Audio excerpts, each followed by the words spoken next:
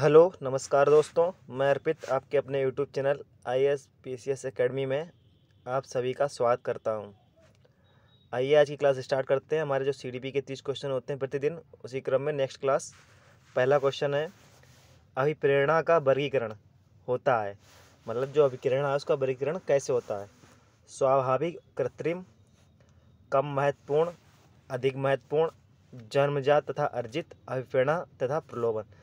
तो अभिप्रेरणा हमारी जन्मजात होती है और अर्जित भी होती है। जैसे मान लीजिए कि आप समाज में रहते हैं, तो मतलब आपको कई लोग प्रेरित करते होंगे, तो इस प्रकार प्रेरित कर उनके द्वारा प्रेरित हो रहे हैं ना आप, तो उसे कहेंगे अर्जित। क्या कहेंगे? अर्जित। तो मतलब अभिप्रेरणा जन्मजात होती है बच्चों में और अर्जित भी होती है। तो इस प्रकार जैसे क्लास में टीचर बच्चों को प्रेरणा देता है तो बच्चे पढ़ने लगते हैं, तो उसी प्रकार अभिप्रेरणा जन्मजात तथा अर्जित होती है।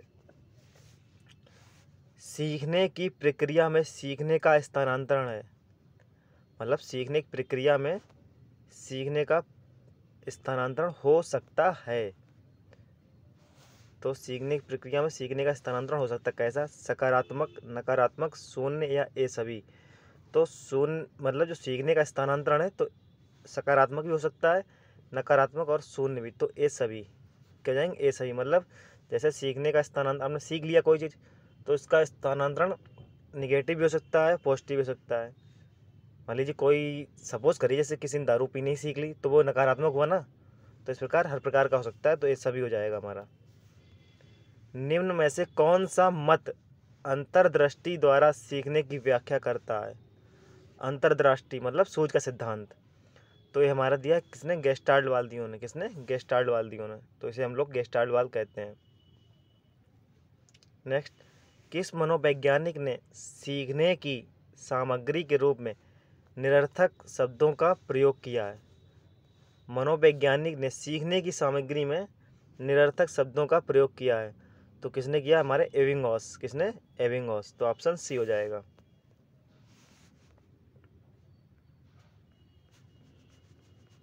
सीखने के नियम दिए हैं। सीखने का नियम किसने दिए हैं? तो सीखने के नियम दिए हैं हमारे थॉर्नडाइक ने। तत्परता का नियम, प्रभाव का नियम, प्रयास एवं त्रुटि का नियम।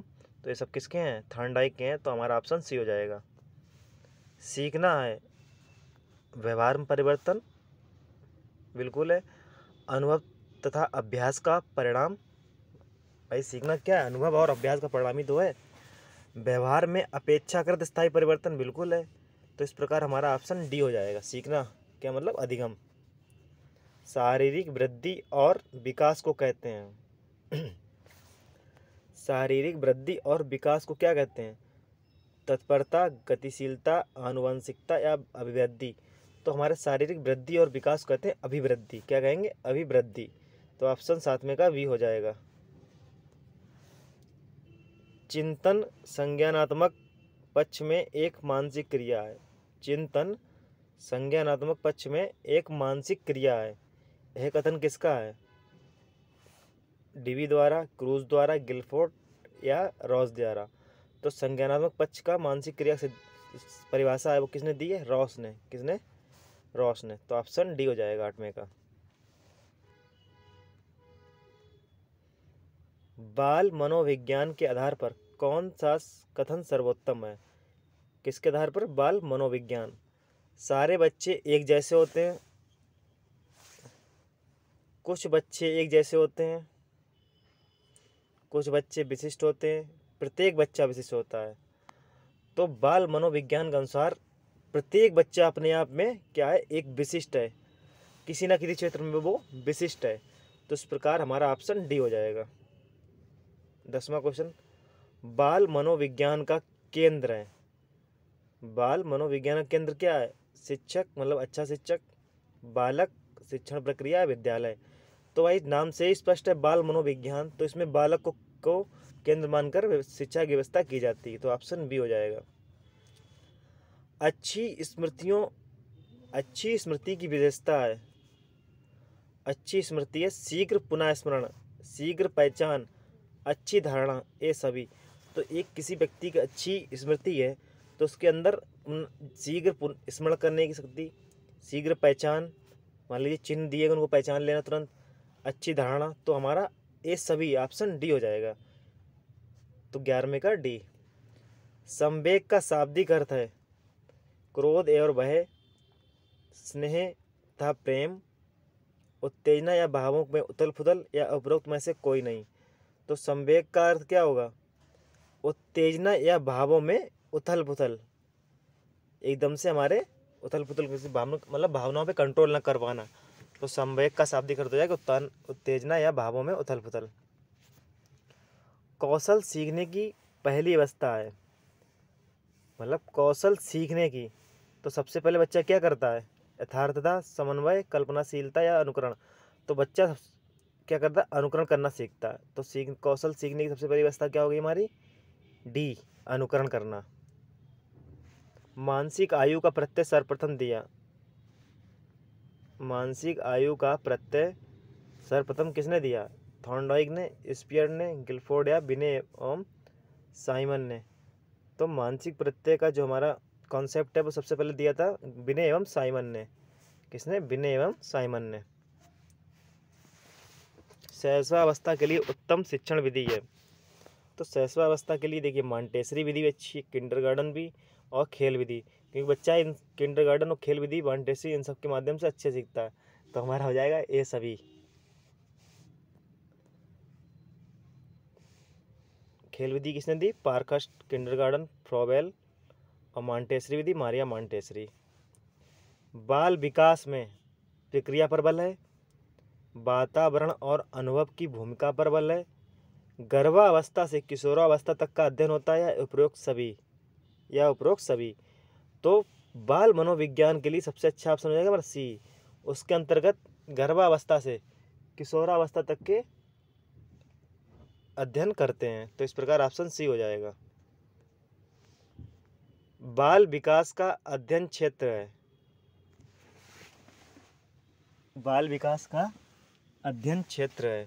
तो क्या है हमारा बाल विकास का अध्ययन क्षेत्र? देखते हैं। बाल विकास की विभिन्न अवस्थाओं का अध्ययन, वातावरण का बाल विकास पर पड़ने वाले प्रभावों का अध्ययन, व्यक्तिक विभिन्नताओं का अध्ययन, या उपरोक्त सभी। तो देखिए बाल विकास के अंदर सारी अवस्थाएं हो जाएंगी। तो इस प्रकार हमारा ऑप्शन डी हो जाएगा। विभिन्न अवस्थाओं का भी अध्ययन करते हैं, और बालक पर वातावरण का पड़ने वाला प्रभाव भी करते हैं उसमें के अंतर्गत अध्ययन, और व्यक्ति विभिन्नताओं का भी अध्ययन करते हैं। तो इस प्रकार ऑप्शन डी हो जाएगा हमारा। सर्वाधिक उपयुक्त जीवित रहता है, सर्वाधिक उपयुक्त जीवित रहता है, यह सिद्धांत मतलब किसका है? तो यह सिद्धांत दिया हमारे लेमार्क, हैरिसन, डार्विन या मैकडूगल। तो सर्वाधिक जीवित उपयुक्त जीवित तो वो होता है डार्विन ने दिया। किसने? डार्विन ने। तो ऑप्शन सी हो जाएगा।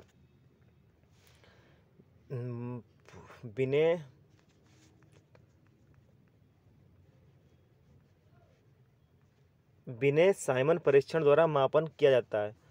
तो अभी पढ़ा था हम लोगों ने, बिने साइमन ने किसका सब परीक्षण दिया? बुद्धि का दिया ना। लेकिन ऑप्शन देखिए क्या करा, कौन सी बुद्धि? विशिष्ट बुद्धि का, सामान्य बुद्धि का, अभिवृद्धि का, अभिक्षमता का। तो बिने साइमन ने दिया सामान्य बुद्धि का कॉन्सेप्ट। संवेगात्मक विकास को प्रभावित करने वाले कारक हैं, संवेगात्मक विकास को प्रभावित करने वाले कारक हैं, आइए देखते हैं। शारीरिक स्वास्थ्य, मानसिक योग्यता या थकान, ये सभी। तो शारीरिक स्वास्थ्य भी प्रभावित करेगा, मानसिक योग्यता भी, थकान। तो हमारा हो जाएगा ये सभी। 20वें का डी। सामाजिक प्रत्याशाओं के अनुरूप व्यवहार की योग्यता का अधिगम सामाजिक विकास कहा जाता है। क्या कह रहा है? सामाजिक प्रत्याशाओं के अनुरूप व्यवहार की योग्यता का अधिगम सामाजिक विकास कहलाता है। यह कथन किसने कहा गया? तो यह कथन कहा है हमारे हरलॉक ने। किसने? हरलॉक ने। तो 21 का ए हो जाएगा।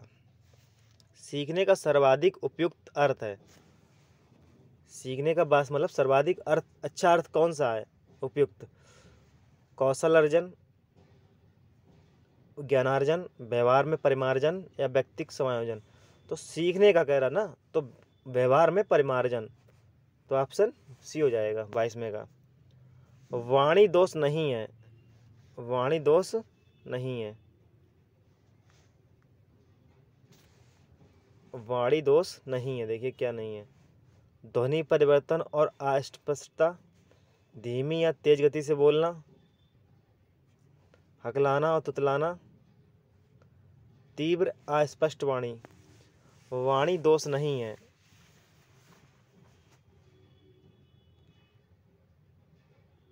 ध्वनि परिवर्तन और स्पष्ट अस्पष्ट उच्चारण, धीमा या तेज गति से बोलना, तीव्र अस्पष्ट वाणी, तो दोष नहीं है। तो हो जाएगा हकलाना और तुतलाना। क्यों? ये हमारे विकार हैं। क्या हैं? विकार।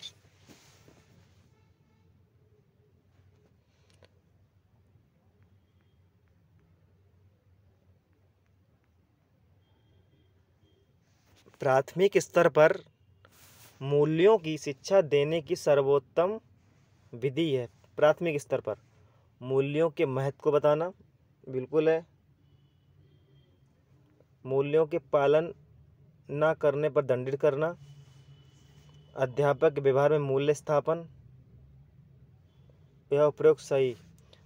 तो देखिए मूल्यों के महत्व को बताना ये भी सही है, लेकिन देखिए अध्यापक के व्यवहार में मूल्य स्थापन, अगर एक अध्यापक क्लास में मतलब मूल्यपरक शिक्षा देगा तो इससे प्राथमिक स्तर के बालकों पर गहरा प्रभाव पड़ेगा। तो इस प्रकार हमारा ऑप्शन सी ज़्यादा बेटर हो जाएगा, तो हम सी मार देंगे। मूल्यों के वर्गीकरण में सम्मिलित नहीं है। आध्यात्मिक मूल्य, एन केन प्रकारेण धनार्जन का मूल्य, नैतिक मूल्य, सांस्कृतिक मूल्य।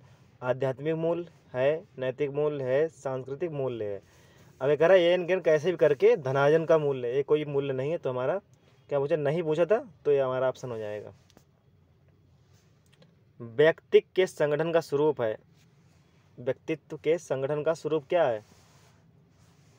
सामाजिक, आर्थिक, मनोवैज्ञानिक, शारीरिक, सामाजिक, राजनीतिक या मनोवैज्ञानिक, आध्यात्मिक। व्यक्तित्व, व्यक्तित्व से मनोवैज्ञानिक और शारीरिक। क्या हो जाएगा? मनोवैज्ञानिक और शारीरिक। तो ऑप्शन बी हो जाएगा। आत्म केंद्रित व्यक्ति होता है, जो आत्म केंद्रित व्यक्ति होता है वो क्या होता है? मतलब स्वयं में केंद्रित। तो वो क्या होता है व्यक्ति? तो वो होता है अंतर्मुखी। क्या होता है? अंतर्मुखी, मतलब अपने आप में मग्न रहना। अपने ऊर्जा बल को बाहर की ओर अभिव्यक्त करने वाले व्यक्ति का प्रकार होता है। अपने ऊर्जा बल को बाहर की ओर अभिव्यक्त करने वाले व्यक्ति का प्रकार होता है। किस प्रकार का होता है? ज्ञानात्मक व्यक्तित्व, कलात्मक व्यक्तित्व, बहिर्मुखी व्यक्तित्व, धार्मिक व्यक्तित्व। मतलब उसके अंदर जो भी क्षमताएं छुपी उनको बाहर उजागर करना। जैसे मान लीजिए कोई बच्चा गाने में अच्छा गाए, तो वैसे स्कूल के प्रोग्रामों में भाग लेकर वो अपनी क्षमता का प्रदर्शन करता है। तो मतलब अपनी ऊर्जा को बाहर निकाल रहा है, तो वो होगा बहिर्मुखी। क्या हो जाएगा? बहिर्मुखी।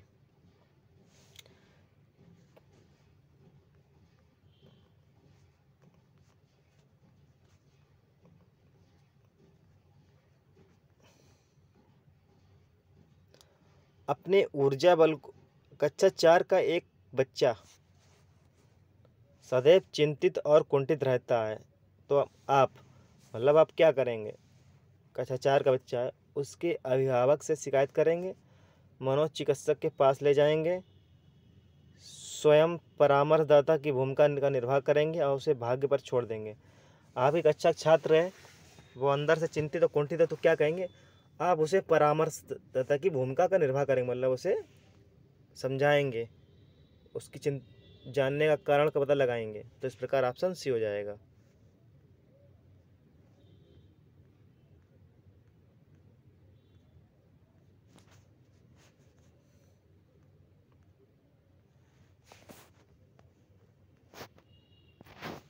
भाषा विकास का सिद्धांत नहीं है।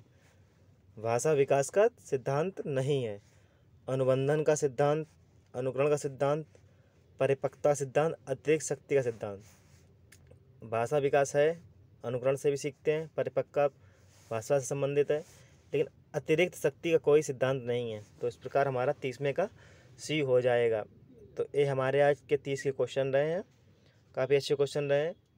तो आप लोग देखिएगा इनको और शेयर करिए, चैनल को सब्सक्राइब करिए। जय हिंद, वंदे मातरम।